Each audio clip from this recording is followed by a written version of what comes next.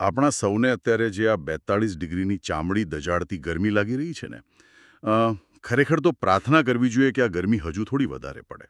હા, સાંભળવામાં કદાચ બહુ વિચિત્ર લાગે. સાચી વાત છે, પણ અત્યારે આકાશમાંથી જેટલી આગ વરસશે, આવતા મહિને એટલો જ સારો વરસાદ આપણને મળશે.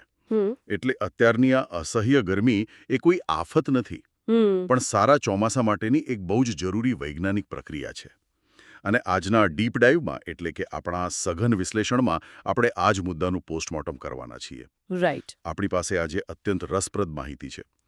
આધુનિક ગ્લોબલ વેધર મોડલ્સ, હમ જેમ કે યુરોપિયન મોડલ ECMWF અને ભારતીય હવામાન વિભાગના આંકડાઓ પણ છે. અને હા, આધુનિક વિજ્ઞાનની સાથે સાથે આપણી પાસે સદીઓ જૂની નક્ષત્ર પ્રણાલીની ઐતિહાસિક માહિતી પણ છે. ચોક્કસ. અને જુઓ, આ ત્રણેય સ્ત્રોતો એટલે કે ગ્રાઉન્ડ રિપોર્ટ, સેટેલાઇટ ડેટા અને આપણું જે પરંપરાગત જ્ઞાન છે, એને જ્યારે એક સાથે મૂકીએ ત્યારે એક બહુ જ સ્પષ્ટ અને કદાચ થોડું ચિંતાજનક ચિત્ર ઊભું થાય છે. અચ્છા. હા, કારણ કે આપણે માત્ર તારીખો નથી જોવાની કે વરસાદ ક્યારે આવશે.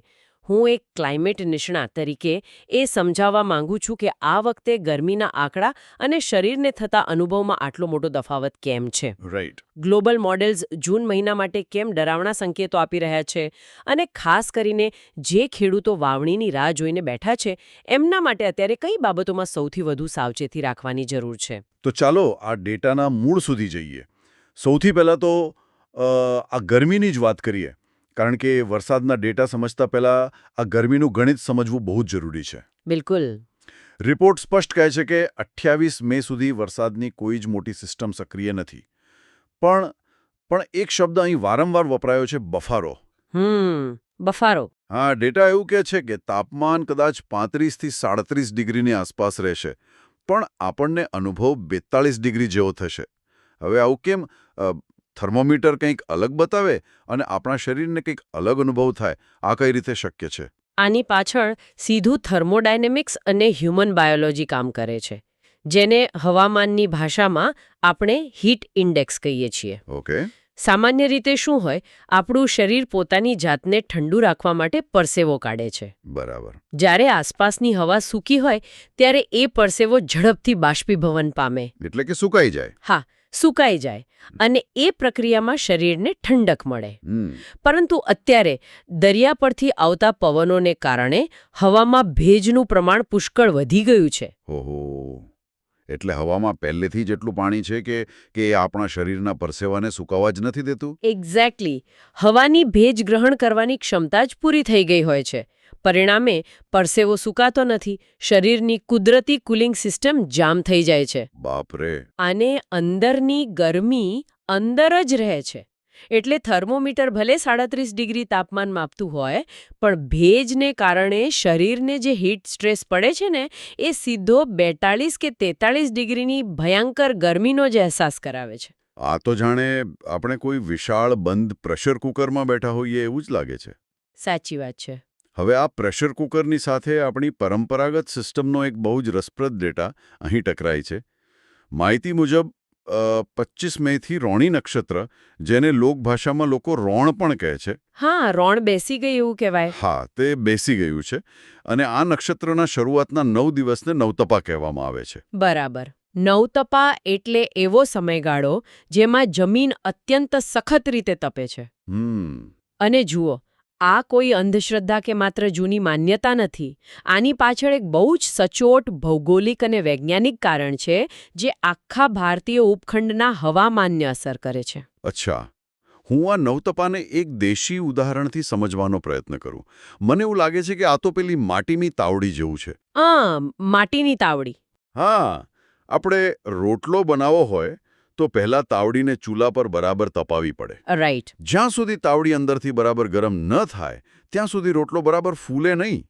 મને એવું લાગે છે કે નવતપા એ પૃથ્વીની આ વિશાળ તાવડી ગરમ થવાની જ પ્રક્રિયા છે. બહુ જ સરસ ઉદાહરણ આપ્યું. પણ મારો પ્રશ્ન એ છે કે જમીન તપે એનો અને દરિયામાંથી આવતા વરસાદનો, આ બંનેનો સીધો વૈજ્ઞાનિક સંબંધ શું છે? આ તાવડીવાળું ઉદાહરણ એકદમ સચોટ છે. હવે એનું મિકેનિઝમ હું સમજાવું. જ્યારે નવતપાના આ 9 દિવસોમાં સૂર્યના કિરણો સીધા પડે છે અને જમીન ભયંકર ગરમ થાય છે, ત્યારે એ જમીનના સંપર્કમાં રહેલી હવા પણ ગરમ થાય છે. હવે ગરમ હવાનો સ્વભાવ છે કે તે વજનમાં હલકી બને અને ઉપર તરફ ઉઠે. રાઈટ. હવે વિચારો, આખા ઉત્તર અને મધ્ય ભારતની જમીન પરથી જ્યારે અબજો ઘન મીટર હવા ઉપર ઉઠે ત્યારે જમીન પર શું થાય? નીચે હવાનું દબાણ ઘટી જાય એટલે કે એક પ્રકારનું શૂન્યાવકાશ, એક વેક્યુમ ઊભું થાય. ચોક્કસ, જેને આપણે હવામાનની ભાષામાં લો પ્રેશર એરિયા કહીએ છીએ. ઓકે. છે. અત્યારે આ હાઈ પ્રેશર ક્યાં છે?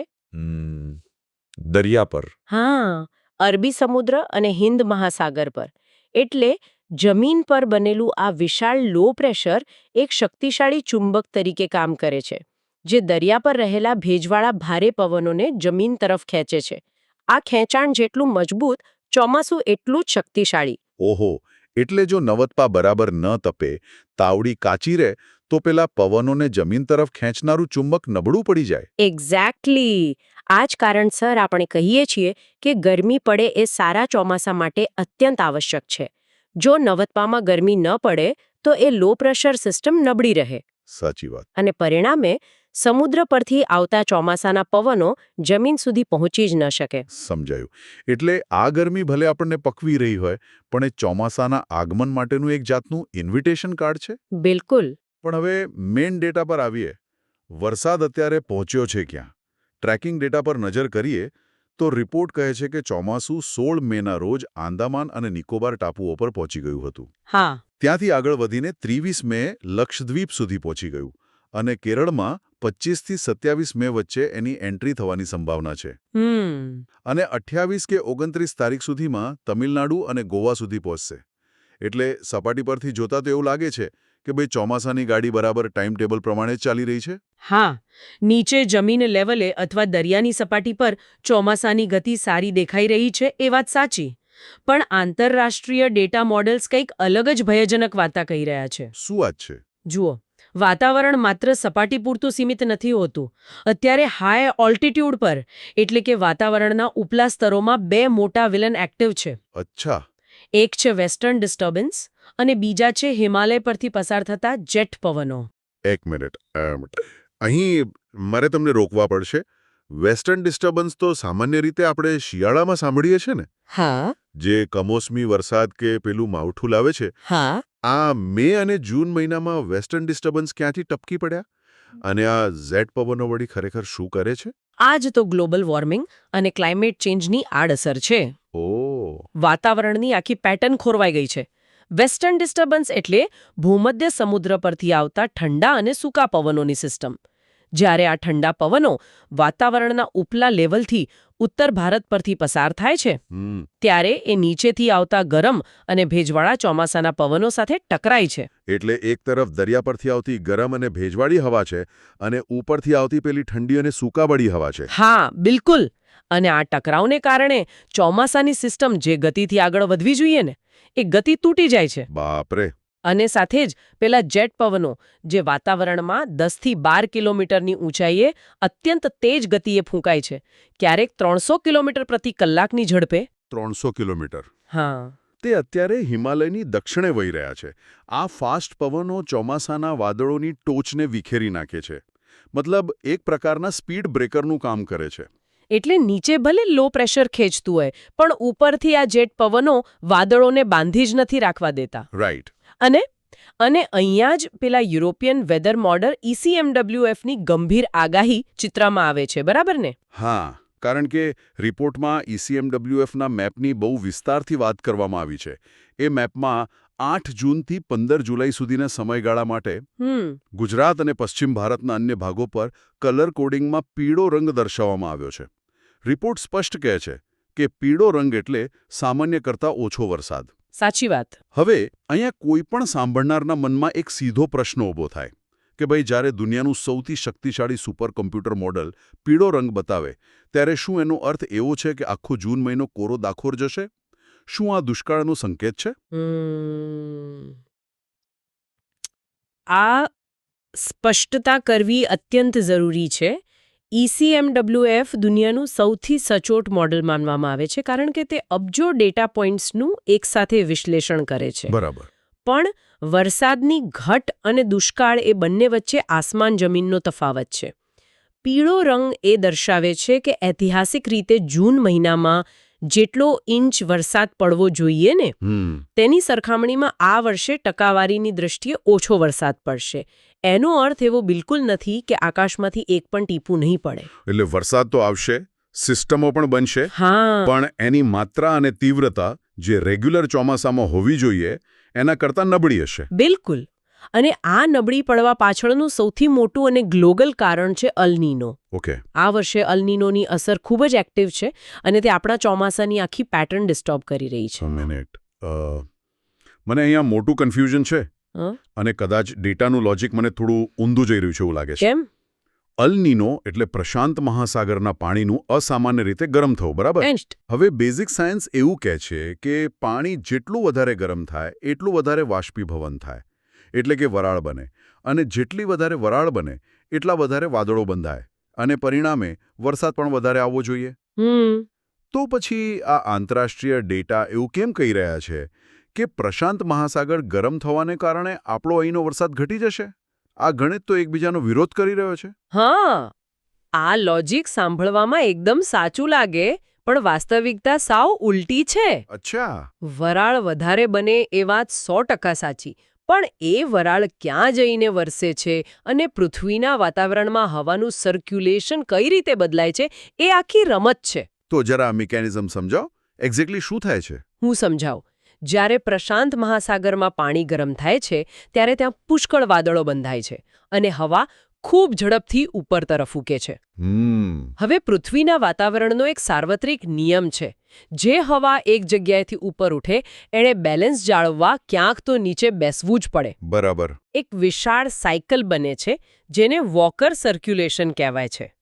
Walker circulation? હા, પ્રશાંત મહાસાગર પરથી ઉઠેલી આ હવા વાતાવરણના ઉપલા સ્તરમાં હજારો કિલોમીટરની સફર કરીને આપણા ભારત અને અરબી સમુદ્ર પર નીચે તરફ ધકેલાય છે. એટલે કે ઉપરથી નીચે તરફ આવતો પવન. હા, જેને આપણે વાતાવરણની ભાષામાં સબસિડન્સ અથવા નીચે બેસતી હવા કહીએ છીએ. હવે વિચારો, સારા ચોમાસામાં આપણા અરબી સમુદ્ર અને ભારત પર શું થવું જોઈએ? ગરમીને કારણે ભેજવાળી હવા જમીન પરથી ઉપર ઉઠવી જોઈએ ને? રાઈટ. અને વાદળો બનવા જોઈએ. પણ પેલી અલ નીનોવાળી હવા ઉપરથી નીચે તરફ સતત દબાણ કરી રહી છે. ઓહ, એટલે ઉપરથી આવતી હવા એક અદૃશ્ય ઢાંકણા જેવું કામ કરે છે? બિલકુલ. મતલબ નીચેથી વરાળને ઉપર ઉઠવા જ નથી દેતી. બિલકુલ સચોટ પકડ્યું. ભેજ છે, નવતપાનું ખેંચાણ પણ છે, પણ એ હવાને ઉપર ઉઠીને મોટા, ગાઢ અને ઊંચા વાદળો બનાવવાની જગ્યા જ નથી મળતી. બાપરે. હવાનું અપવર્ડ મોશન અટકી જાય છે. એટલે વાદળો બંધાય છે ખરા, પણ તે મોટા અને મજબૂત નથી હોતા. પરિણામે અરબી સમુદ્રમાં જે ડીપ ડિપ્રેશન કે મજબૂત લો પ્રેશર સિસ્ટમ બનવી જોઈએ ને, તે બની શકતી નથી. અદ્ભુત. એટલે સિસ્ટમો નાની રહે છે અને વરસાદ ટુકડે ટુકડે વિખરાઈ જાય છે. સાચી વાત છે. આ ગ્લોબલ મેકેનિઝમ સમજ્યા પછી હવે આપણે આ ચિત્રને જરા ઝૂમ ઇન કરીને આપણા લોકલ લેવલ પર, એટલે કે ગુજરાત પર લાવીએ. આવનારા 15 દિવસમાં આપણા આકાશમાં શું થવાનું છે? ડેટા દર્શાવે છે કે 30-31 મે આસપાસ ગુજરાતમાં પ્રી મોન્સૂન એક્ટિવિટી શરૂ થઈ જશે. રાઈટ. બંગાળની ખાડીમાં એક લો પ્રેશર બની રહ્યું છે, જેની અસરથી 1 અને 2 જૂને સૌરાષ્ટ્રના અમરેલી, ભાવનગર, બોટાદ, ગીર સોમનાથ અને પેલું દક્ષિણ ગુજરાતમાં ડાંગ અને સુરત બાજુ ગાજવીજ એટલે કે કડાકા ભડાકા સાથે વરસાદ થવાની શક્યતા છે. બિલકુલ. હવે મારો પ્રશ્ન એ છે કે ચોમાસું ભલે ગમે ત્યાંથી આવે, સૌથી પહેલા આ સૌરાષ્ટ્રનો દરિયાકાંઠો અને દક્ષિણ ગુજરાત જ કેમ ટાર્ગેટ બને છે? જો, આની પાછળ ભૌગોલિક રચના અને પવનોની દિશા જવાબદાર છે. જ્યારે બંગાળની ખાડીમાં લો પ્રેશર બને છે ત્યારે પવનો દક્ષિણ ભારતને ક્રોસ કરીને અરબી સમુદ્ર તરફ વળે છે. ઓકે. જ્યારે આ ભેજવાળા પવનો ફરીથી ગુજરાત તરફ ધસી આવે છે ત્યારે રસ્તામાં સૌથી પહેલો અવરોધ તેમને દક્ષિણ ગુજરાતના પર્વતો અને સૌરાષ્ટ્રનો દરિયાકાંઠો પૂરો પાડે છે. અચ્છા. આ પવનો જમીન સાથે ટકરાય એટલે તરત જ ત્યાં ભેજ ઠલવાય છે અને ગાજવીજ સાથે વરસાદ પડે છે. ત્યાર પછી જ આ સિસ્ટમ ઉત્તર ગુજરાત અને અમદાવાદ તરફ આગળ વધે છે. સમજાઈ ગયું.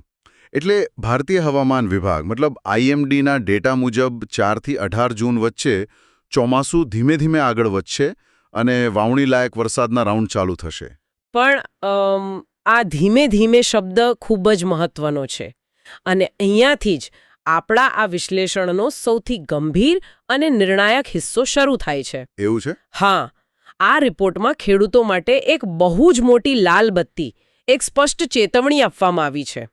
આપણે હમણાં જ અલ નીનો અને પેલા ઢાંકણાની વાત કરીને. હા, કરી. એટલે જે પણ વરસાદ આવશે તે દેખાવમાં કદાચ બહુ સારો લાગે, જમીન પલળી જાય, પણ તે પૂરતો ઊંડો નહીં હોય. રાઈટ.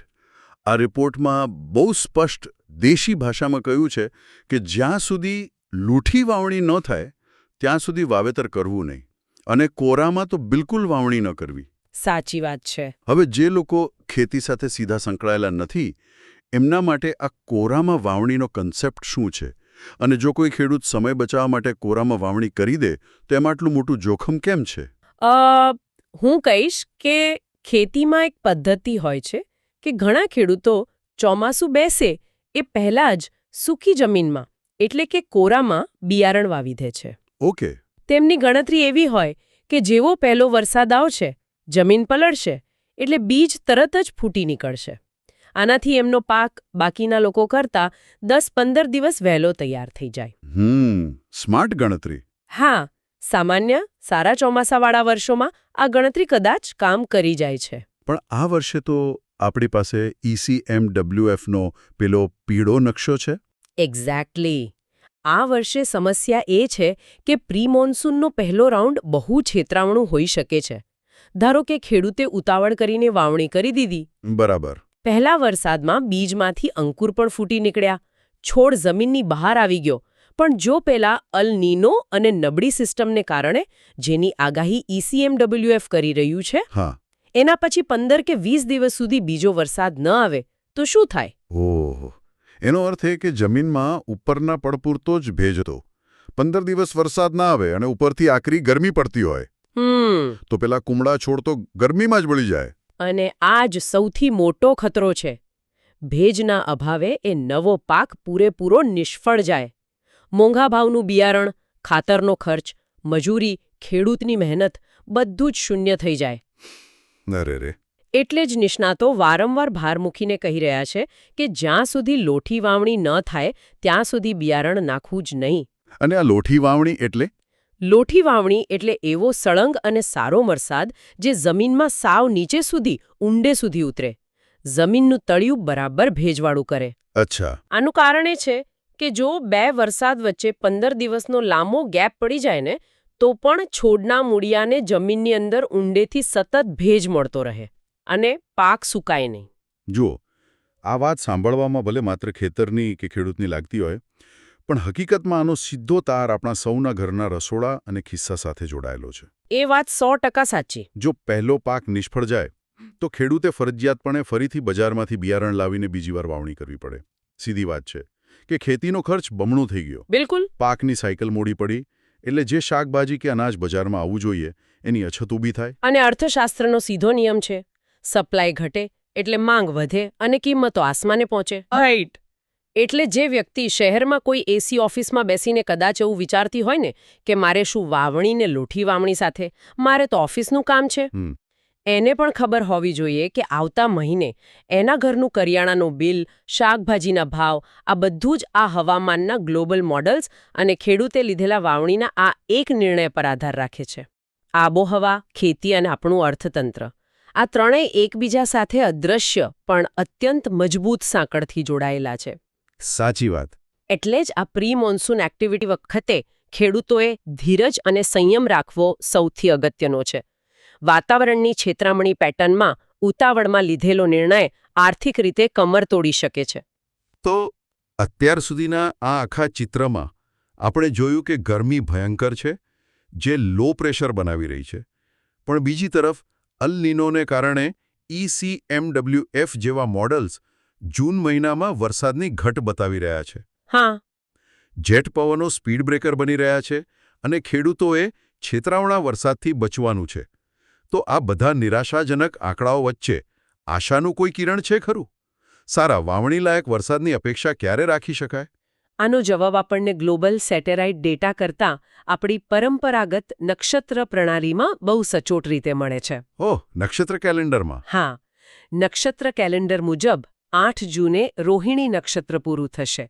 ત્યારબાદ મૃગશીર્ષ નક્ષત્ર બેસશે અને એના પછી આવશે આદ્રા નક્ષત્ર. હા, કે આદ્રા નક્ષત્રના સમયગાળા દરમિયાન એટલે કે જૂનના અંત ભાગમાં કે જુલાઈની શરૂઆતમાં હિમાલય પરના પહેલા જેટ પવનો નબળા પડશે. બરાબર. અલ નીનોની અસરનું ઢાંકણું થોડું ખસશે અને સિસ્ટમ સ્ટેબલ થશે. ત્યારે વરસાદનો સૌથી સારો સાર્વત્રિક રાઉન્ડ આવવાની શક્યતાઓ છે. શું વાત છે! એટલે જો ખેડૂતો ધીરજ રાખીને જૂનના અંત સુધી આદ્રા નક્ષત્રના મજબૂત વરસાદની રાહ જુએ તો વાવણી 100% સફળ થવાના ચાન્સ ઊભા થાય છે. આ ખરેખર કેટલી અદ્ભુત અને રોમાંચક વાત છે ને. હા, એક તરફ યુરોપનું આધુનિક સુપરકમ્પ્યુટર ECMWF કરોડો ડેટા પ્રોસેસ કરીને એવું તારણ કાઢે છે કે જૂનના મધ્ય સુધી વરસાદ ઓછો છે અને વાતાવરણ અસ્થિર છે. રાઈટ. અને બીજી તરફ આપણું સદીઓ જૂનું નક્ષત્ર કેલેન્ડર જે સેંકડો વર્ષોના અવલોકન પર આધારિત છે તે પણ બિલકુલ એ જ કહી રહ્યું છે કે રોહિણી અને મૃગશીર્ષ જવા દો, આદ્રામાં જ વાવણી લાયક પાક્કું પાણી મળશે. મતલબ આધુનિક વિજ્ઞાન અને પ્રાચીન જ્ઞાન જાણે એક જ ટેબલ પર બેસીને એકબીજા સાથે સહમત થઈ રહ્યા છે.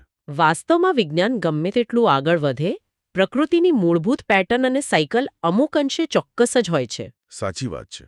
આધુનિક મોડલ્સ આપણને કેમ અને કેવી રીતેનો જવાબ આપે છે, જ્યારે આપણું પરંપરાગત જ્ઞાન આપણને લાંબા ગાળાના ટ્રેન્ડ સમજાવે છે. બેસ્ટ પરિણામ ત્યારે જ મળે જ્યારે આ બંને દૃષ્ટિકોણને એકસાથે જોવામાં આવે. પણ અહીંયા આજના ડીપ ડાઇવના અંતે એક વિચાર મને સતત સતાવી રહ્યો છે. કયો વિચાર? આપણે જોયું કે અલ નીનો જેવી ઘટનાઓ અગાઉ દાયકાઓમાં એકાદ વાર થતી, જે હવે વધુ ને વધુ વારંવાર બની રહી છે. હા, ક્લાઇમેટ ચેન્જ. ગ્લોબલ વોર્મિંગને કારણે દરિયાના તાપમાનમાં અને પવનોની દિશામાં અણધાર્યા ફેરફારો થઈ રહ્યા છે. બિલકુલ. હવે આપણે ભારતમાં સદીઓથી નક્ષત્રો પર આધાર રાખીને એક ફિક્સ્ડ કેલેન્ડર પ્રમાણે ખેતી કરતા આવ્યા છીએ કે ભાઈ આ નક્ષત્ર બેઠું એટલે વાવણી કરી દેવાની.